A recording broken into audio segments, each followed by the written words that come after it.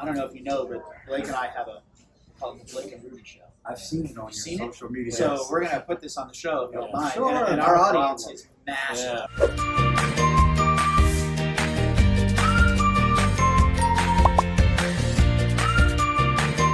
On the reopening of our state and now our county, what are your thoughts, Chad, on how we're going to manage through this and give us your thoughts? I tell you what, it's exciting now that we're starting this next phase, and it's the recovery phase. And part of that is opening up our economy. And I think the governor's done a great job of now taking this measured and strategic response on how we're going to do it in phases. Everyone wants that hair salon, open up that nail salon.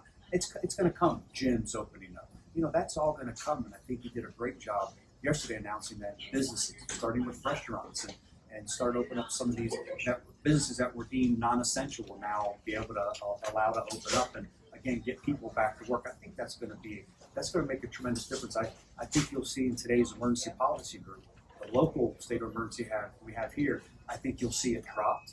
I think you'll see us fold into the governor's order.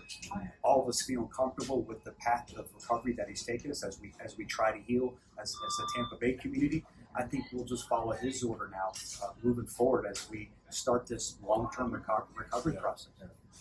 And are you surprised by the numbers? I mean, we don't seem to be having the kind of outbreaks of COVID. I mean, what are your thoughts on it? It's great news, and everyone I talk to, I say, listen, thank you. I just filmed a video earlier now thanking our Tampa Bay community.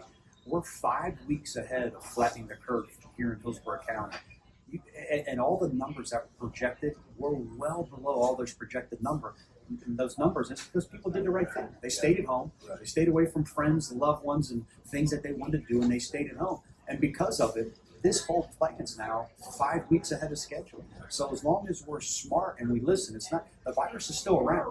So it's not like, hey, listen, let's get back to normal. This new normal is going to be different until we find a vaccine. I don't think we're all going to be shoulder to shoulder in any sporting event here for quite some time, even in the restaurant industry, allowing dining inside to be at 25%. It was 50%. Now it's starting at 25%. I think we'll get to the 50% as long as this phase one, we don't see the numbers go skyrocketing because people lose that individual responsibility.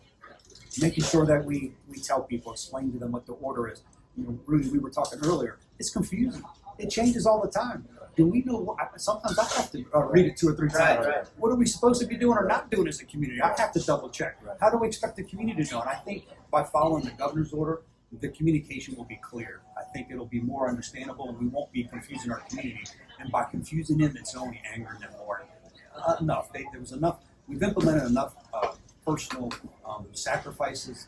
And again, now moving towards this recovery, it's exciting for all of us. But again, we have to be slow and strategic on how we do it. Like we heard, from McDonald's yesterday that we're moving into the same kind of. It's kind of paralleling what the governor said, but we're allowed to be open in our dining rooms. I think beginning Monday, the 4th, 25% capacity. So, what are your thoughts on that?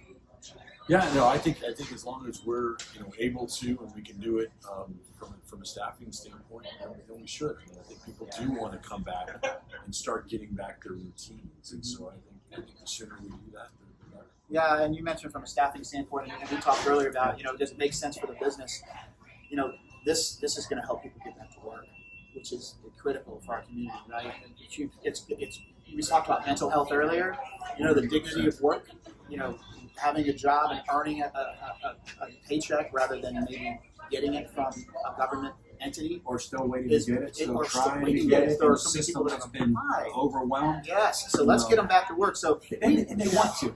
In our community, and I can't speak for the rest of the country. People want to get back to work. I get so many emails. Please help me get back to work. Well, we sure appreciate having you here, and I wanted to give you a chance too to how's your team doing? How's everybody doing? They're doing great, thank you. We haven't had one person test positive, and I think, like you guys, you've done a lot to protect your employees, to take those precautionary measures, whether it's the personal protective equipment.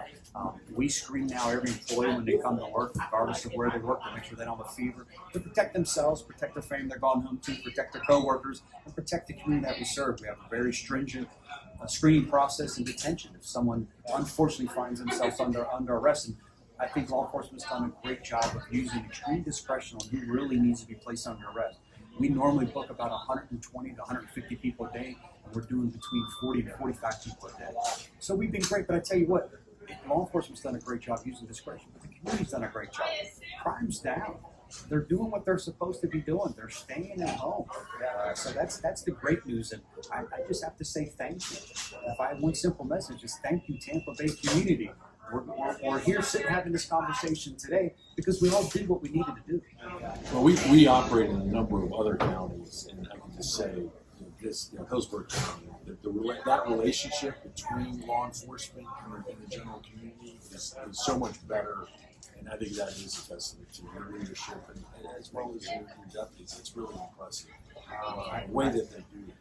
The greatest compliment you could ever give me. Like I said, we have 4,000 people. They love the community that they serve, and it's easy to come to work when they have organizations like McDonald's and the Casper Company that support them. Thank you for doing what you're doing. Thank you for working so hard. Thank you for feeding our community.